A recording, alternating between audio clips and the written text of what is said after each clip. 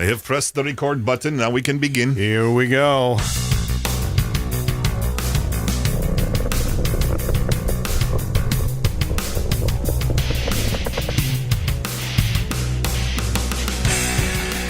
It's a journey down the rabbit hole of rock and roll's past, present, and future. It's Barstool Rockers with your hosts, Jim Finn and Dan Michaels. Hello, and here we are. Welcome to another episode of Barstool Rockers. It is Sunday, March 19th. You know, I almost feel like had we recorded this a couple of days ago on St. Patrick's Day, this would have been a much, much different episode. Yeah, definitely.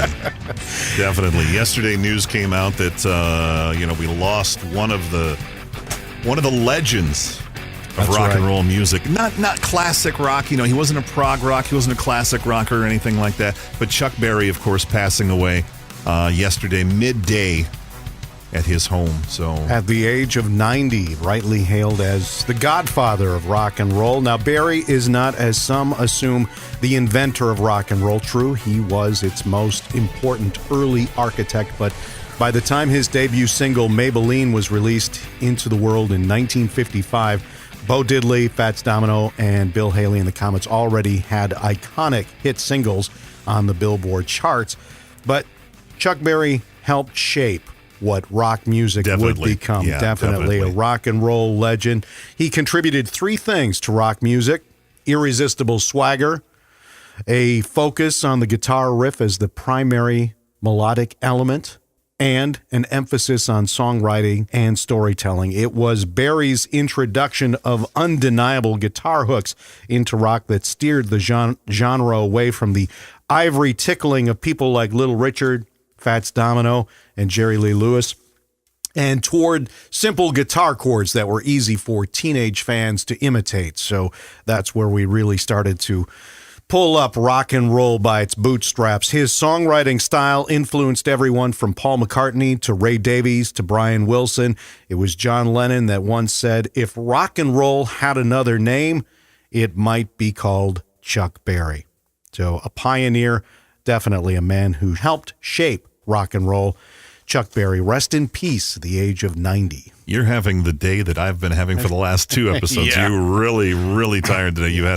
You're burning the candle at both ends on another project too. So you're doing a theater project, and they're really working you out. And then you're up at 2:30 every morning to go to work and be there before. It's been interesting. One. Yeah. They're saying while Elvis gave it the libido, the hip shaking image, Chuck was the auteur, setting the template for a new sound and a new way of life. He gave it the attitude. He gave it all of that. He was singing good lyrics and intelligent lyrics in the 50s when people were singing, "Oh, baby, I love you." That was one of John Lennon's quotes. So everything Chuck says, everything I wrote wasn't about me. It was about the people listening. So that was a really, really cool approach there. So Keith Richards once acknowledged he had lifted every lick from his hero, Chuck Berry, and other folks like George Harrison, Bruce Springsteen, The Who's, Pete Townsend, have all cited Berry as their influence along the way. So definitely just a huge guy, and like I said, he's not classic rock. He's an oldies guy, right, to radio people, but he had a lot of influence on the classic rockers, Definitely. Well, I mean, if the Beatles were an influence to many of us, we probably wouldn't have had the Beatles in that form had it not been for Chuck Berry. We were talking about the movie from the 80s, Hail, Hail, Rock and Roll. 87, I think. Yeah, so from so many of the rock and roll elite hooked up with Chuck Berry for that film. We had Bruce Springsteen in that. Keith was in that. I think George Harrison, but yeah. It might be time to go back and rewatch that. Yeah, exactly. And here's another little thing they put in here. When NASA launched the unmanned Voyager 1 in 1977, an album was stored on the craft that would explain music on Earth to extraterrestrials. And the one rock song that was included on the album was Johnny B. Good. So it's it's an interesting little note there. He's definitely a far-reaching individual in the business. So definitely, lots of folks have paid tribute to him online, and there's a Spotify playlist out there for Chuck, and just a whole bunch of stuff. Another funny little tidbit. We were talking about Hail, Hail, Rock and Roll a minute ago. For the concerts, for the movie's concerts, he would confound Keith Richards by playing songs in different keys and tempos than they had done in rehearsal. Richards would recall turning to his fellow musicians and just saying, "Wing it, boys." So, yeah, definitely rest in peace. Yeah, and I guess he didn't with his band, he didn't really rehearse a lot. No, they just kind of went up on stage and they just went to town and went to work. So, yeah, and then, he has a famously documented string of oopses in his life. And for sure, whatever you thought of the man personally, you still have to acknowledge the fact that he did shape rock and roll. Absolutely. And he made a quote once upon a time in his memoir, every 15 years, in fact, it seems like I make a big mistake. So, it just, everybody has their sides to them, and their good sides and their bad sides, but it's at a time like this that we remember the good things. So, and we're losing so many of those living legends. It's that they're getting older. Yeah. He had a long life, 90 years old. So exactly. he had a long life. He should have, they were talking in another story yesterday that I was reading, that last year seemed to be the year of the front man passing away, and this year's the year of the sideman. Well, Chuck then, apparently is a year late passing away. So however you want to look at that one. In another kind of a bummer story from this past week, longtime Y&T guitarist Joey Alves passed away at the age of 63. He played on the band's first 8 studio albums, including the sizable mid-'80s hits In Rock We Trust and Down for the Count. Y&T's frontman Dave Menichetti, who is now the only surviving member of the lineup that recorded the group's 1976 debut, shared the sad news on his Facebook page. Joey was one of the finest rock rhythm guitarists, and I'll always remember playing him next to him, chunking out those monster chords with his classic red double cutaway 59 Les Paul Jr. As Ronnie Montrose once said about Joey, there are rhythm players, then there's Joey, a class of his own. He was a fun guy who always played with attitude and conviction and was responsible for writing some memorable riffs for Y&T over the years. His friendship and presence will be missed. Alves now joins Y&T bassist Phil Kennemore, who passed away in 2011, and drummer Leonard Hayes, who died last year. Mm-hmm. And there is something called On With the Show, a documentary about Y&T's 4-decade-long career now. And that's reportedly coming near completion and is expected to focus heavily on Alves' time with the band. And one of the reasons I wanted to include this in here today is a couple weeks ago was the anniversary of the passing of a friend who I took to a concert constantly. He didn't have a lot of money, but he was one of my best friends, and he passed away last year, and it was the anniversary of his death. And I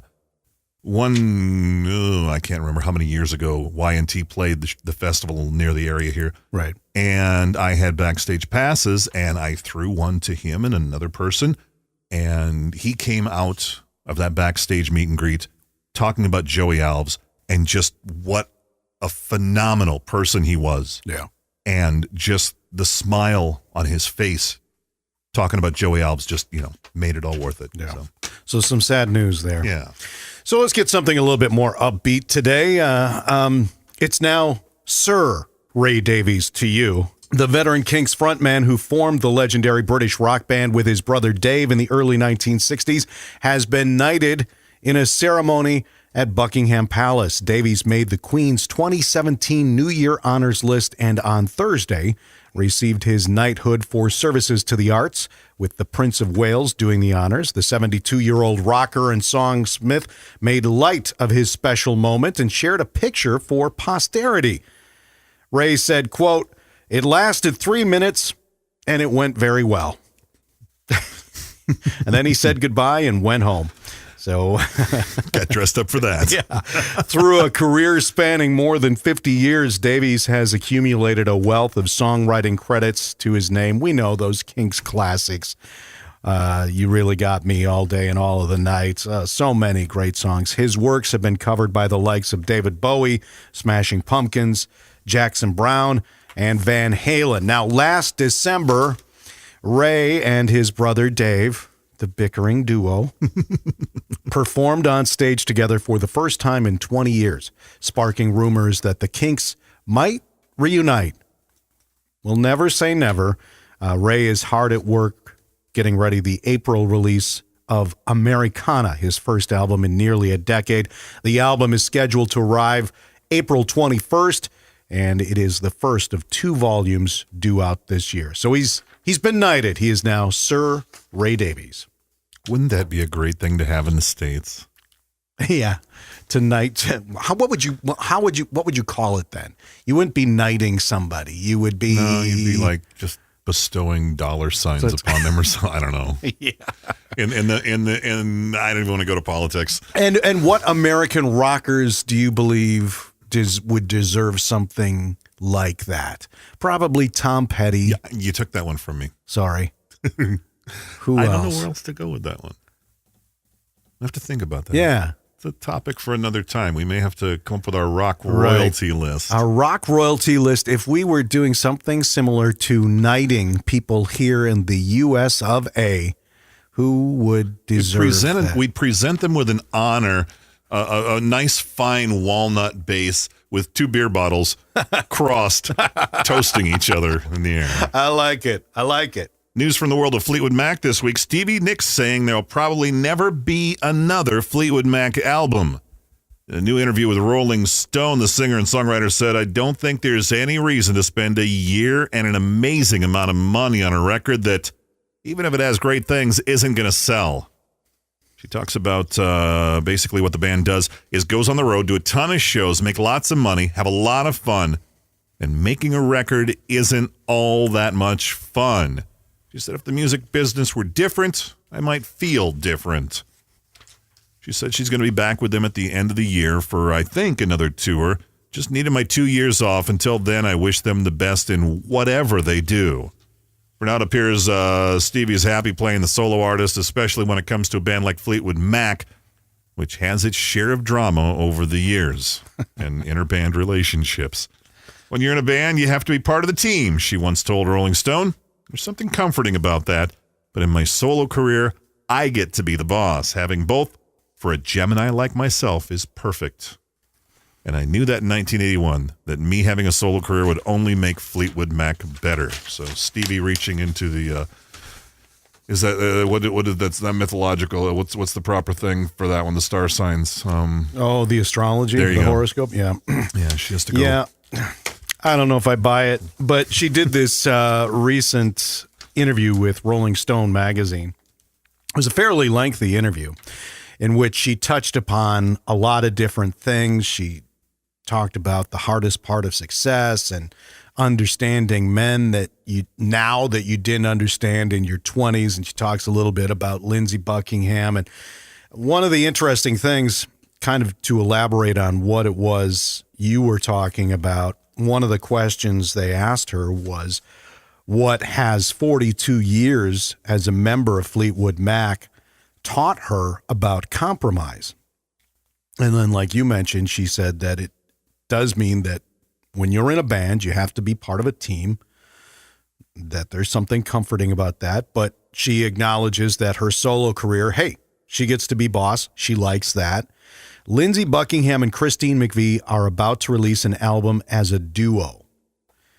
She says it seems like it started out as a Fleetwood Mac album, but you choose not to participate. So I'm trying to read between the lines a little bit here in what she's given us as far as information A little goes. jealousy, a little tension. Kind of sounds like it. You know, her and Lindsey have A connection. a connection. Even when there's been a disconnect, even when there's been the winter of their discontent, there's always been something between Lindsey and Stevie. Recently, I listened to their first solo, the Buckingham Nicks album. That was a great album. Anyway, she says she's been on the road solo since last September. So she doesn't understand their premise. Christine was gone from Fleetwood Mac for 16 years. She came back, did a massive tour, and then it's like, well, now I'm just going to go back to London and sit in my castle for 2 years.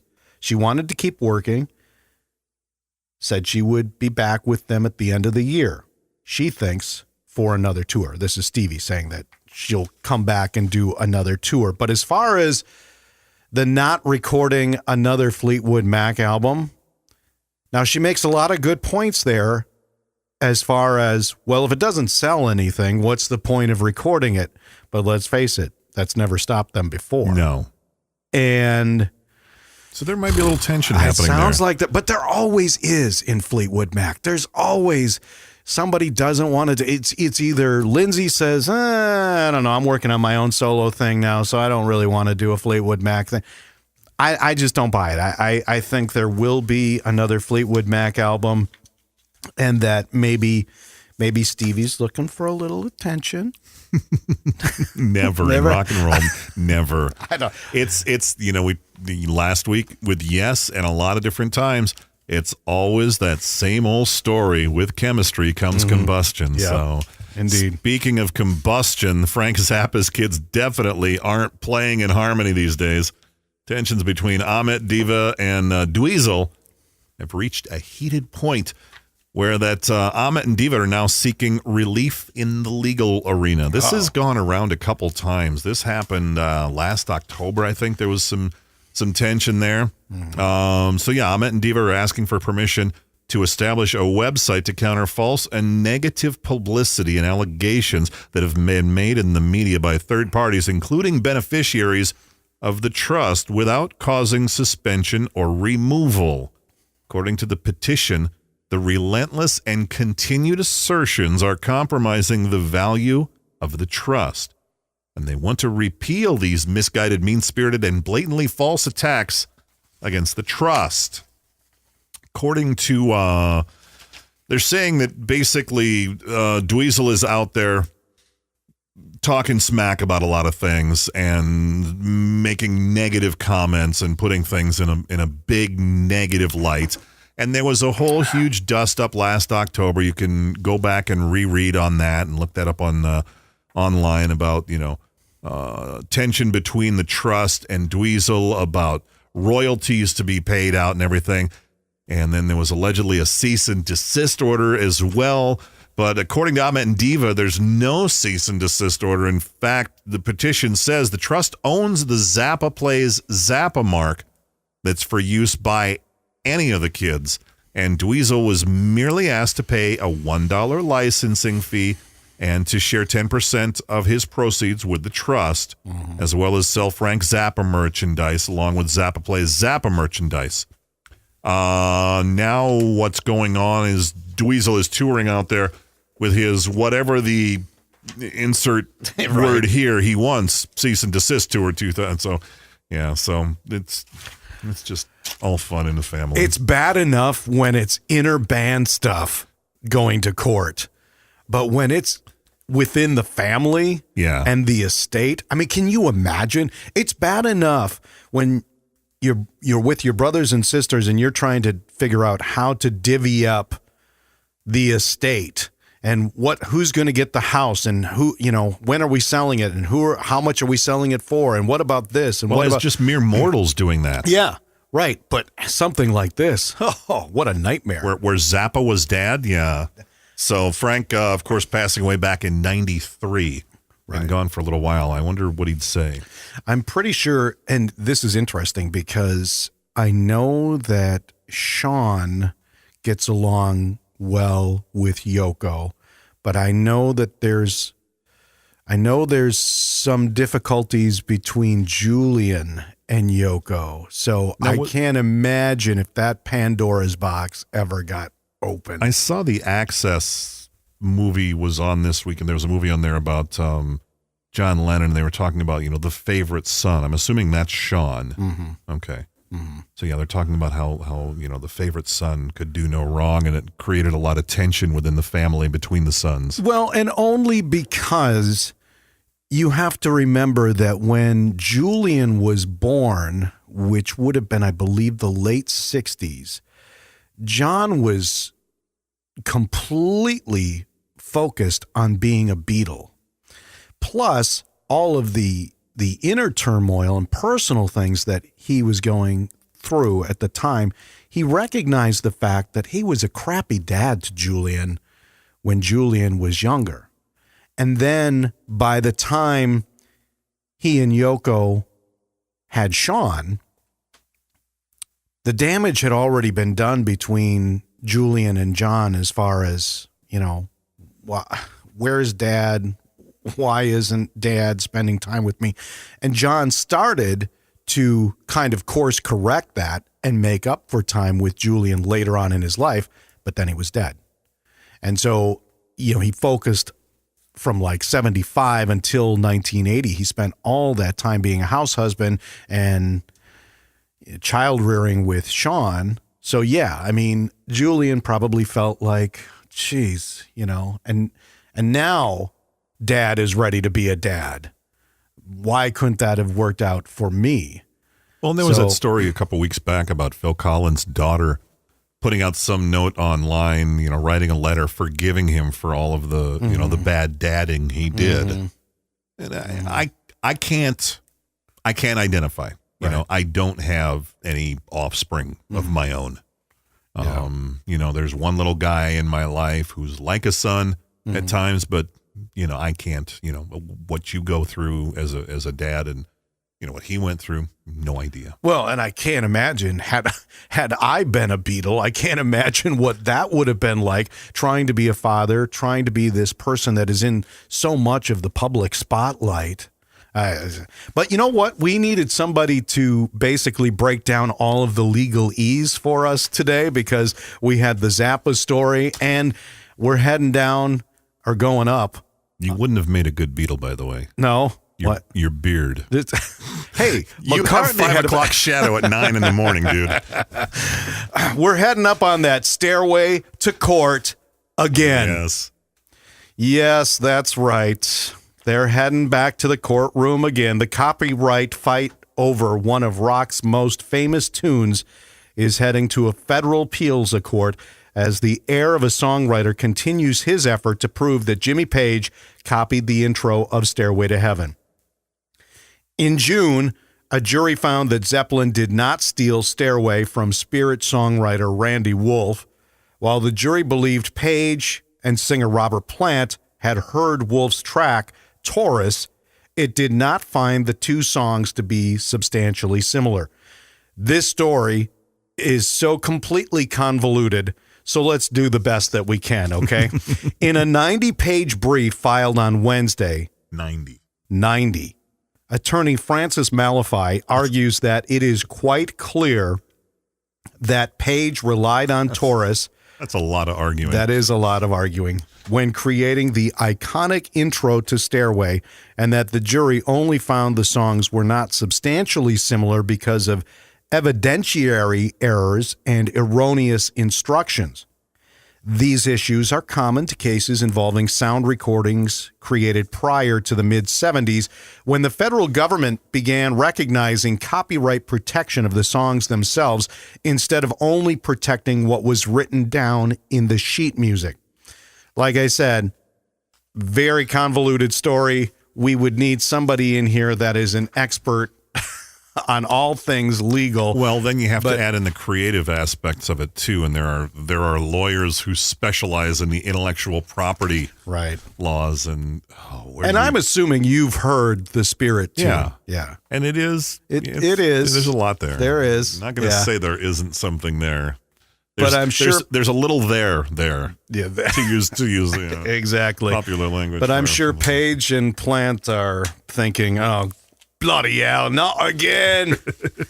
Will they show up?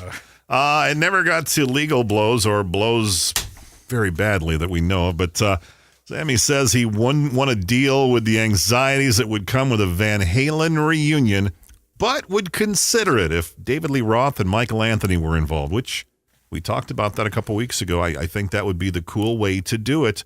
There's been some conversation between Sammy and Eddie on Twitter, but now Hagar is telling Billboard, let's put it like this. When it came to my birthday, I didn't get a message, so obviously that camp, him and Alex Van Halen, still have some kind of trip against me.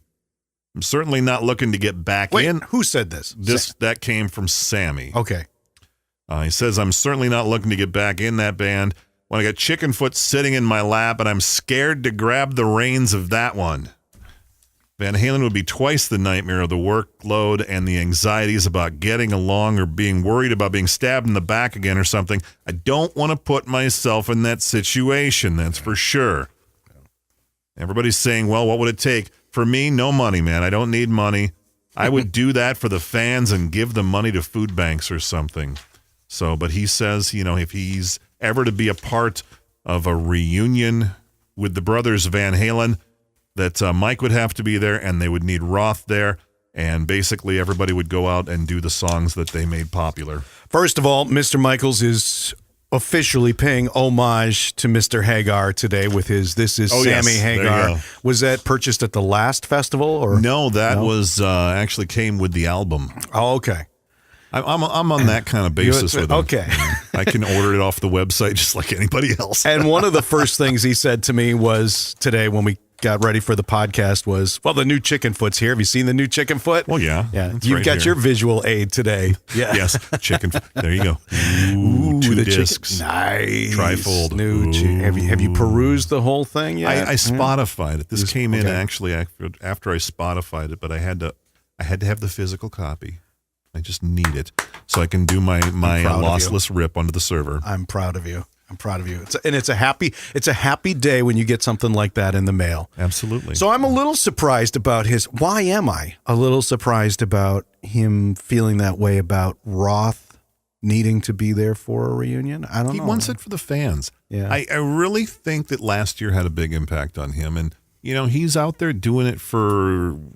It's not about the, sex, drugs, rock and roll to him. Well, yeah. He's a celebration guy. Every time I've ever seen him, you feel like you weren't at the concert if you don't walk away tired. Yeah. And he just wants to exude happiness to everybody around him. Yeah. He was at South by Southwest this past week doing conferences with up-and-coming musicians, helping them to brainstorm ways to find, around the different things that he used to get from the record companies, where they would pay them X number of dollars to record and pay them X number of dollars to tour, and they'd also make their merchandise money on top of that.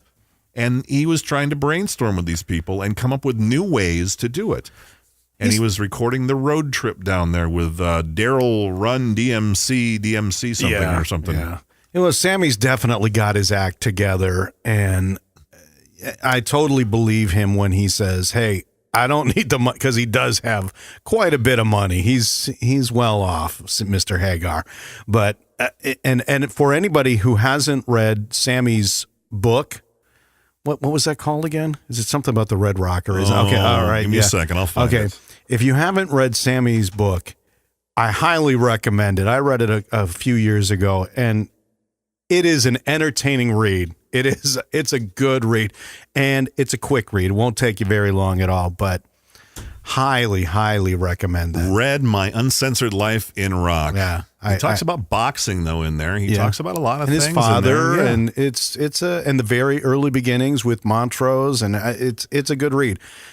I'm just a little surprised that he's not gun shy, that if there were another reunion with the Van Halen boys, considering how the last time it went when they went out on the road with Roth didn't go too well. No. So, but well, the Sam and Dave tour went notoriously bad too. Yeah. Again, I'm going to say this line a bunch today. With chemistry comes combustion. There We you got go. more Van Halen related news. We got the latest rumors about Wolfgang. Wolfgang Van Halen's upcoming album are on target. He's taking the whole solo project concept literally. From the Van Halen news desk, they have posted a small but amazing update. Hang on. Say it again. From the Van Halen news desk, they have posted a small but amazing update from unnamed sources behind the scenes, suggesting that Wolfie is doing it all on the album. He's playing the drums, bass, guitars, and keyboards himself, in addition to handling all the vocal tracks. Now, there's still no official indication as to when or how the album might see release, but the progression of photos and clips that he's been releasing on Instagram seems to back up those sources. Sounds like Eddie is playing the part of Proud Papa.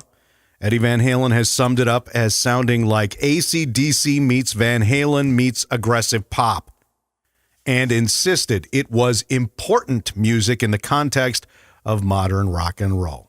No, cool. Yeah. Looking forward to hearing that one, seeing where the apple falls on the farm. Yep. Will it sound a little like Van Halen? I can't see it not. Yeah. I mean, when your dad When and your dad is and Van- uncle are Van Halen, I mean, what the heck?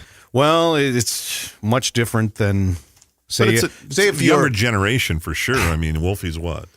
How old now? Maybe how 20, old is 20 early something? 20s? Yeah. We'll have to wait and see. Right.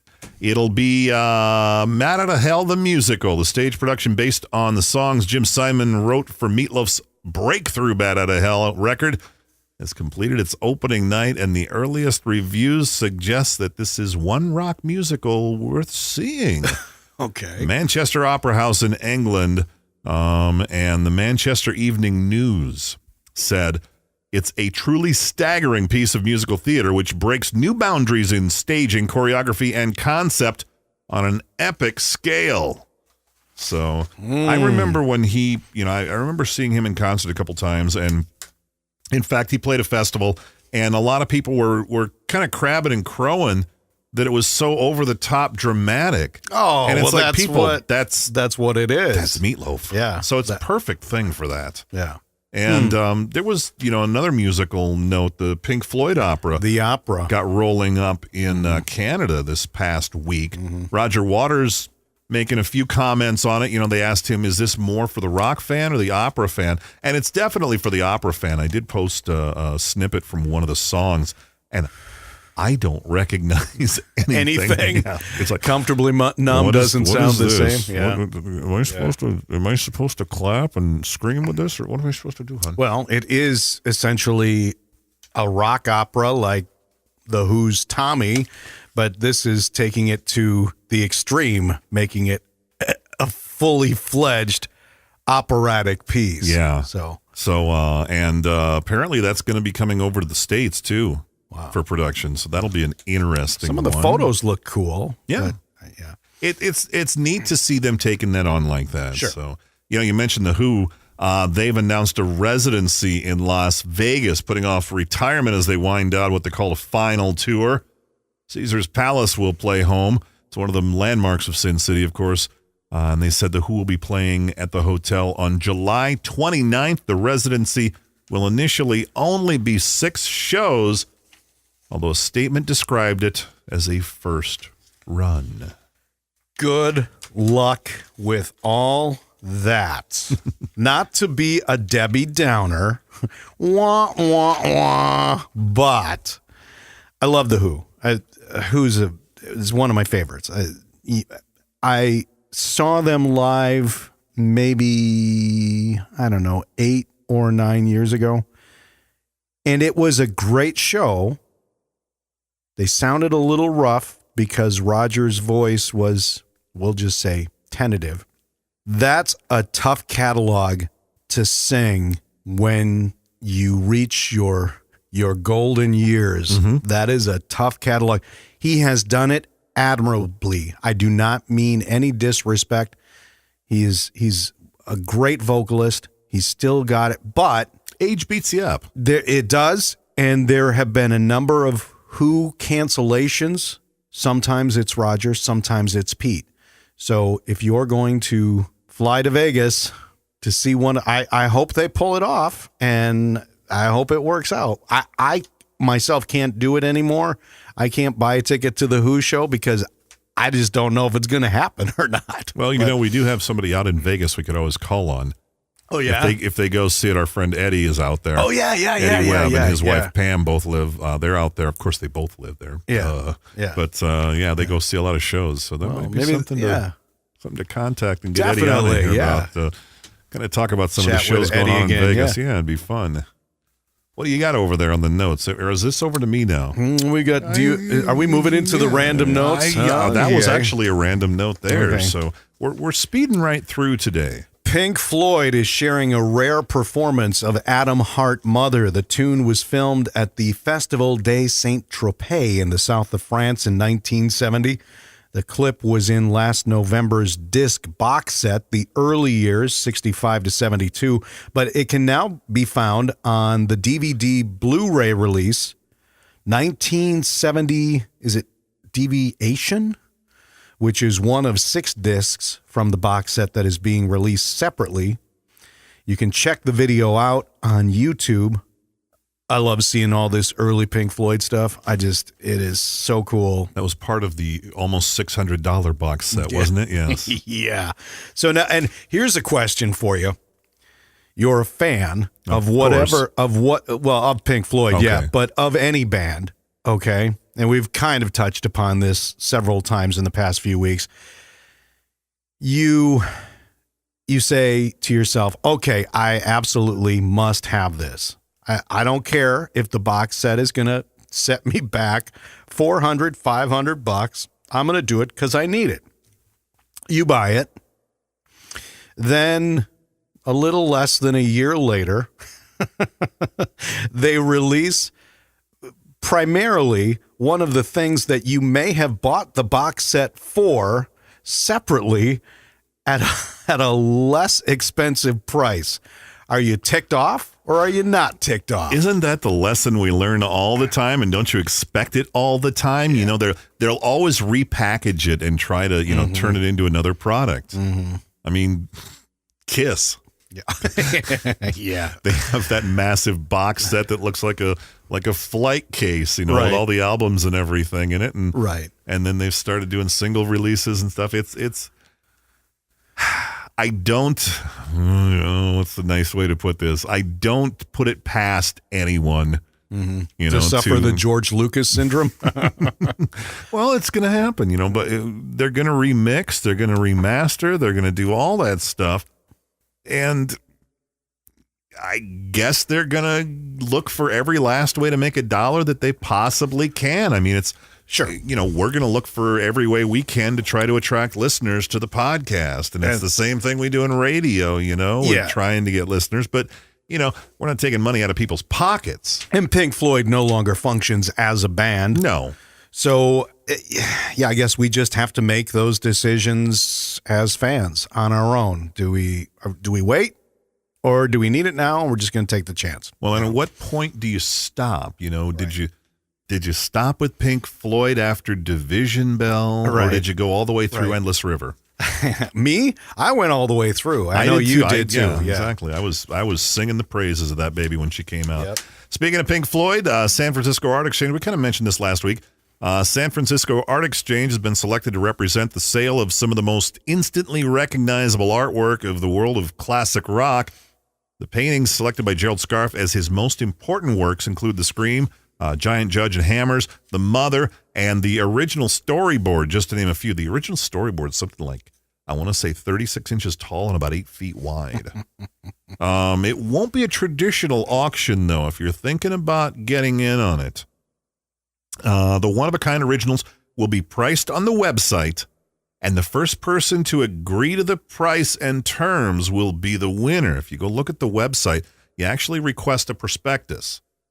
So they're high, kind of high and mighty hoity-toity types. But never fear, for those who don't have the depth of pocket to afford the originals, Gerald Scarfe is selling smaller 12 by 18 versions that are autographed on his website in a limited edition. We will throw that link over on our website, barstoolrockers.com, so you can get there. Those are running about $200 a piece. But, right. We were talking beforehand, and I'm really thinking that I may be ordering one to add to the wall. Yeah, somewhere. and I think you've got me sold too. So on the heels of the last story, as far as how much money do you want to spend? Yep. But this is something I do think would increase in value over the years. If you've watched Antiques Roadshow, you know that whole story. So I think it would be an investment. At least that's the way I'm looking at it. Well, and I have my Pink Floyd stamps too. I So got there those you go. from Royal Mail. again, one of these days, I going to hope. bring my collection over, and we're going to match up the memorabilia and see You're who going to wins. win. You will win. I'll don't guarantee you. know. I don't have that I don't much.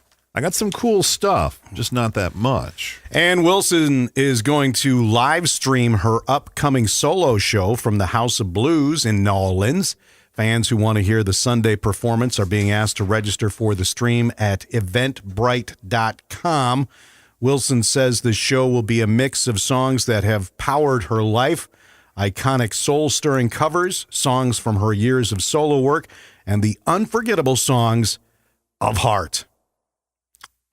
Definitely one to watch. One of the first ladies of rock, right? Oh, I mean, definitely. not the first ladies, not like in the Aretha Franklin category, but man, when Heart came to the front, Yeah. to the foregrounds in the 70s, what a voice, man. Well, and that was, when they came to the foreground, there was a lot of crap. I listened to an interview with them at one time, and they were trying to, convince everybody, or there were some voices because it was women coming to the forefront. And, they tried to put them down and say, oh, they're into each other, or they're into other women, and all these different things. And there was a lot of a lot of sliding going on. Yeah. And they stood in there toe to toe with everybody and just kept going and out-rocked a lot of the guys. Just listen to those first few albums. It's just phenomenal. Well, just saw them a few years back with Def Leppard at the Minnesota State Fair. Phenomenal set. They're just a great set. So, speaking of commemorative things, and I talked about the Pink Floyd stamps a few minutes ago. A set of commemorative David Bowie stamps were launched into space in a fitting tribute to the late galactic space rocker. The stamps honoring Bowie's most beloved albums were sent into the stratosphere on helium balloons on Monday. According to the British Press Association, 52 sets of the stamps created to honor the one-year anniversary of the rocker's January 2016 death at age 69 were sent into the stratosphere on the special balloons as an homage to Bowie's 76 film, The Man Who Fell to Earth. Now, here's kind of where it gets neat. The flight reportedly reached a height of 111,876 feet, traveling at a speed at the end of about 12 miles an hour. After the balloons burst, the stamps were expected to descend at about 200 miles an hour, slowing down to about 8 miles an hour by the time they reached the ground.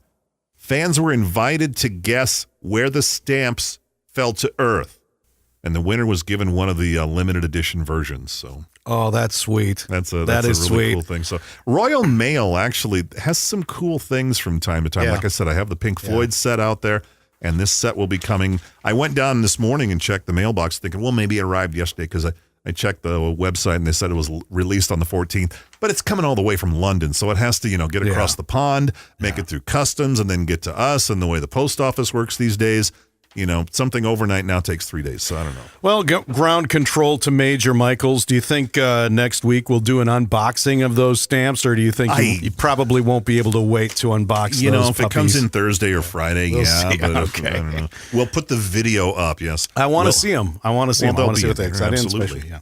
Michael Stipe is going to debut some new material at Moog Fest in May. Moog Fest runs from May 18th through the 21st. In Durham, North Carolina. Stipe said performing at various David Bowie tributes last spring sparked his desire to return to music.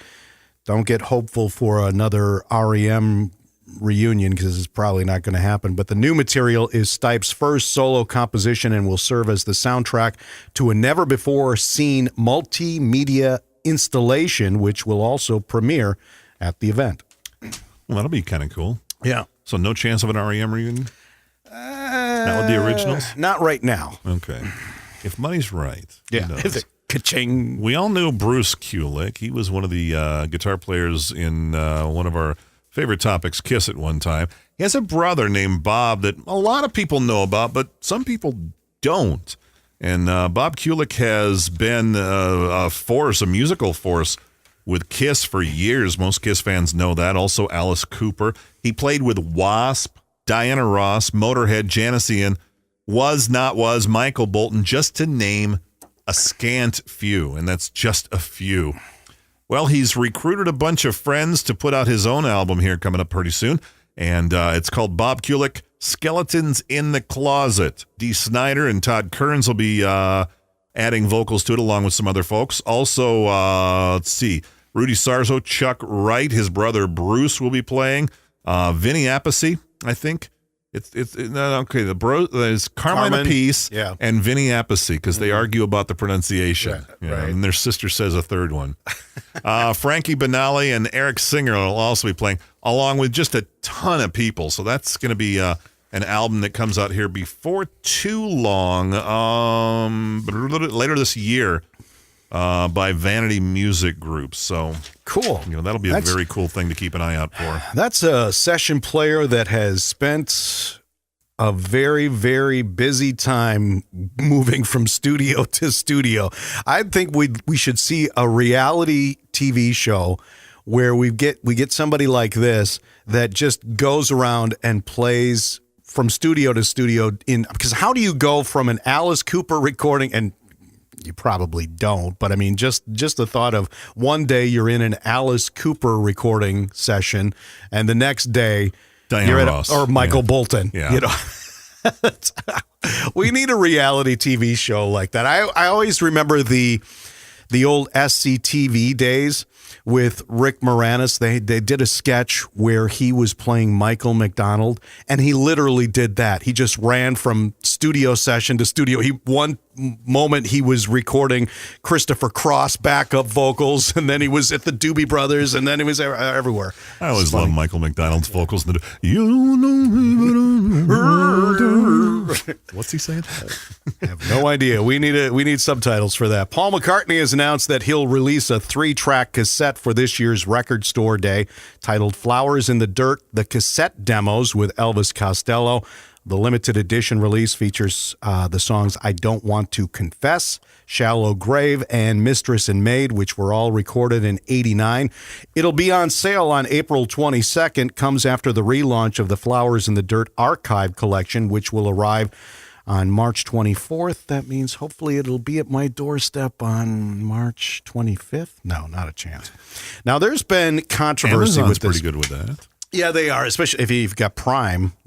Well, exactly. Now we're in a one-day Prime area. Right. So now, along with the standard version of Flowers in the Dirt, the album also will be released in a deluxe box set. That's the version I have pre-ordered because I'm a geek, and I have got all of them except for the Band on the Run box set. It'll feature unreleased demos, videos, a notebook ladies of and gentlemen, McCartney's. Christmas is only 9 months away. So if you need there to you get go. that, There's some Christmas gift ideas for you. McCartney's handwritten lyrics, a collection of Linda McCartney's photographs, and a 112-page hardcover book. Now, there is some controversy around this deluxe box set that many fans have been taking umbrage with, which is... It's a great word. How many points is that in Scrabble, by the way? It's got to be up there, don't you think? But there's no Z or Q. Okay. Some of the unreleased demos are all downloads. So you get, I don't know how many discs it is, if it's like three discs in the box set. But then the fourth disc is actually, you have to download all the unreleased demos. Is that because they're still working on them? No, it's because they've decided that, and they have never did this with any of the other box sets. This is the first time they've done this. I have an inquisitive look on my face right now. Yeah. Well, and that's the thing. The What's people the that reasoning? go that, this is the wave of the future, and No physical media. Hefty price tag on it. So For some downloads. So that's been a little bit of a controversy. A lot of fans are saying, hey, we want the physical copies. So, oh yeah, sure, I can go and download these and put them on a disc, but... That's interesting. Yeah. It's kind of interesting. So, well, we found that just about every week there's music news on a certain topic. Is it that time? It's that time. All right. Time. And we even have music this time around from our friend Stasia, who does all the music for our podcast. It is time for, shall we say it together, This Week in Kiss. Wait for the registry. Ka-ching, ka-ching. Here's what we got. Former Kiss drummer Peter Criss is set to say farewell later this year with a pair of convention appearances that are being billed as his final live performances. Chris's official site offers details regarding the events, the first of which is scheduled to take place at the Kiss Convention Australia, which happens in May 12th through the 14th in Victoria, Australia. Per the convention's Facebook feed, the itinerary includes a Criss dinner performance that's being billed as One Last Time and is referred to on Chris's site as his final live performance in Australia. Tickets are on sale now with a VIP full tour pass. That'll set you back, well, in American money, it's about $1,900, a little over. That's plenty. Yeah. To see, that's more than a Kiss concert, by the way. Yeah. The following month, so Peter doesn't undersell himself at all. The following month, Criss is scheduled to appear at the New York Kiss Expo, which his site lists as taking place from June 9th through the 11th, with times and locations to be announced. On June 16th, Peter is scheduled to deliver his final live performance Dun, dun, dun. in the USA. That'll be at a VIP dinner show. And tickets for that one, I heard, were like somewhere around $3,000. You better like Beth. You better like Beth. Beth, and let's see, what else can you get in there? Beth. Yeah, And more Beth. The extended dance mix of Beth, and yeah, he'll do some stuff from the solo album. By the way, do our encore, which will be Beth. By the way, fans of... he's done more than that. Yeah, I know. I should be be not- nice. not Play be nicely. Fans of Peter's solo work continue to wait for his next solo outing, which he teased in a 2014 interview while admitting he'd been tinkering with the tracks far longer than arguably necessary. So, Well, you got to tinker. yeah. There's always tinkering. to be Tinkering done. must happen. Yes, you go to Sears and you buy the tinker tools and you go to town on it. So you buy the plugins and the tinker Go tools. for it, So Peter. There you go.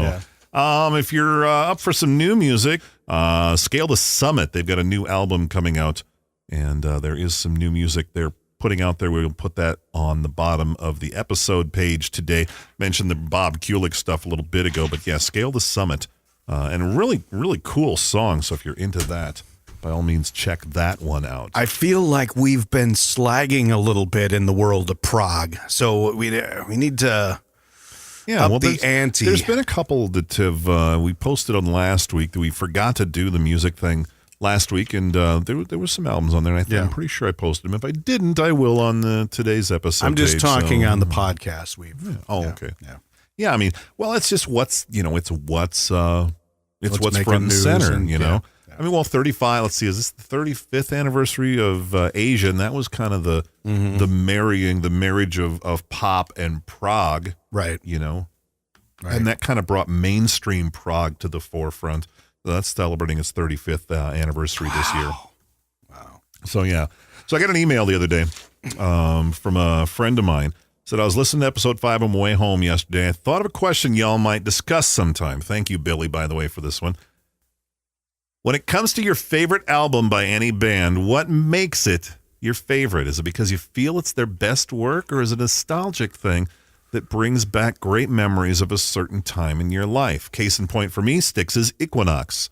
Equinox, however you want to go with that one. Not their best by a long shot, but it was part of the soundtrack of my life during an immensely happy time when I was younger. Wow, thanks for the question. That's Yeah. a good one. That's a good question. And, you know, if you want to shoot us a note and throw something out there for us to talk about, you can just send it to barstoolrockers@gmail.com. You can contact us through the webpage. We do have a contact page there, and that'll get it to us. You can get it to us through the Facebook page if you want. But where does that one fall for you? Your favorite album by a band. So what's the ultimate album for you? Do I get to talk about that band this week? I never said you couldn't talk about them last week or the week prior. I know. It was my own self-imposed embargo there. Well, this is a great question because I feel like it varies for me. But if I use the example of Cheap Trick and their first album, yeah, there's a lot of nostalgic reasons for it. But I also do feel it is. I'll just go on record and say it. I feel like it's their best album. They've had lots of great albums. It's not like, wow, after that first album, they really went down the toilet. But that first album, for me, in my humble opinion, for me, it's the best debut by an American rock band. And yes, there are nostalgic reasons for it. That album is, 40 years old, I think we said? Yeah. 40 years old. So this year. Sure. I remember where and when I heard it. I'll never forget it. And yeah, it had an influence on my teen years for sure. But then again, I also do feel it is their best album. Okay. So it's a culmination of all those things. But then I have something else like if I had some other band, like if it were Marillion, I would say their best album was Marbles, and it's not for nostalgic reasons at all. I just feel like, it's just their best album. So, how about you? How do you feel this one? I'd have to, I'm in that same world as Billy. It's a Styx world for me. Like when I was in my mid-teens, it was Cornerstone. It was, Pieces of Eight, Equinox, and Paradise Theater was huge in my world, because I just remember holding on to those albums when I was younger. And maybe it is just a nostalgia thing for me, but I just remember holding on to those albums and just staring at them while I listened to the music. Sure. And following along the lyrics and trying to understand some of the things that Styx was doing lyrically, because it wasn't, for a 14-year-old to follow along to that stuff is not exactly simple. But, you're trying to understand all the mythological connotations and some of the, okay, Styx is this river and there's Chiron and there's all these different things, and they're kind of weaving all this through. And it's a little, a little higher up, but you're trying to do your best to keep track of it. And then, a few years later, though, we just mentioned them celebrating their 35th anniversary this year, GTR. Sure. That first album came out, and I was blown away. Mm-hmm. When I was younger, I would listen to Wings Over America like crazy because that's when I was learning how to play an instrument. Yeah. And I'd jam along with that, Yeah. And now, what instrument do you play? I was a drummer for a long time. I never knew that. Yeah.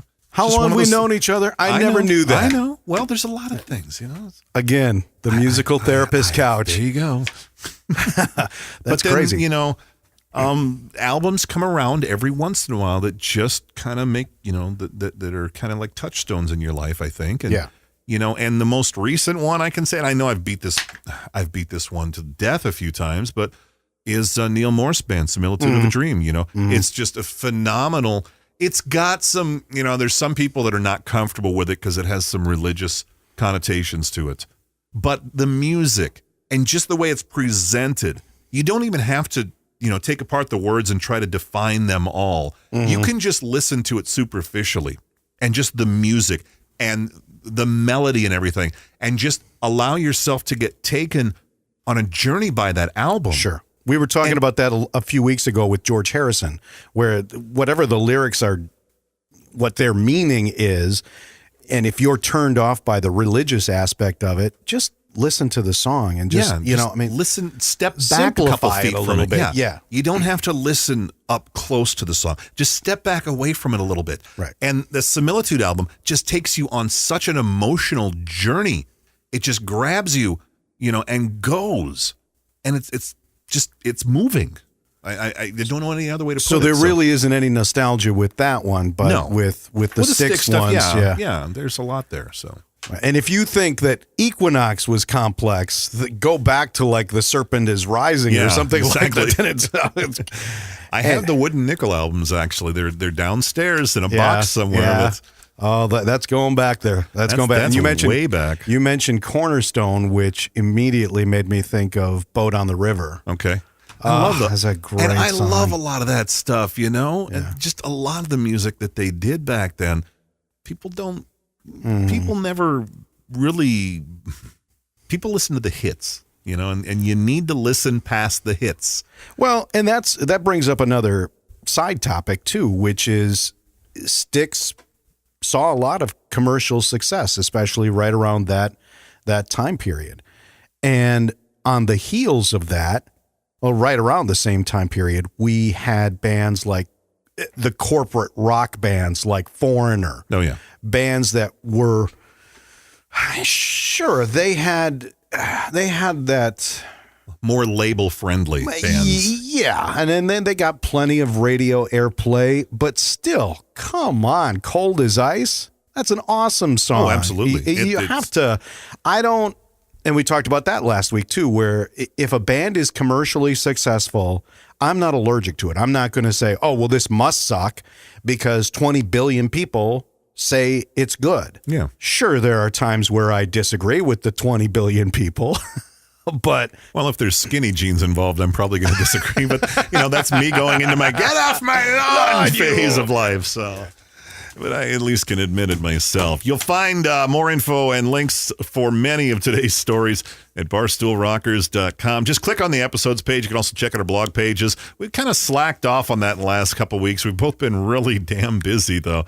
But you can check those out, and we'll post some music there and other goodies for you throughout the weeks you might find interesting. If you'd like to support the podcast, there are a few ways you can do so. First off, we've added a page to the website where you can drop $1 or $2 in the tip jar. Just go to barstoolrockers.com, click on support at the top of the page, and that money will kind of go to help defray the costs of bandwidth and the website and all that fun stuff. Another way you can support us is to subscribe to the podcast on iTunes or whatever service, Stitcher, TuneIn, Google Play, etc. If you like what you hear, please rate or review the podcast, as it helps the show rise in visibility. It helps new listeners find us, too. Also, if you like it, share the link with folks who might like it, too. And if you don't like it, share with somebody you don't like. There is a campaign going on right now to get people who have never listened to podcasts to go out and try one. Somebody who might never tried one, encourage them to do so. Remind them it's free.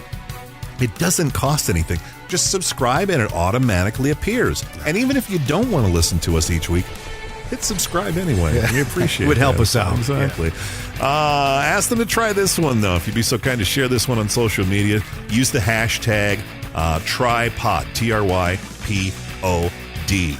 So thanks to Joe Kelly for being the voice of our intro. Thanks to our friend Anastasia Wisniewski for creating the music that sets the mood.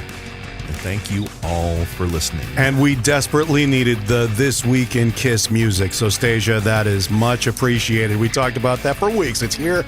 And I really like the question that we got sent our way this week. So feel free to do that as well. Thanks for listening. Have an awesome week. It's your double live Gonzo Intensity in 10 Cities live at Budokan.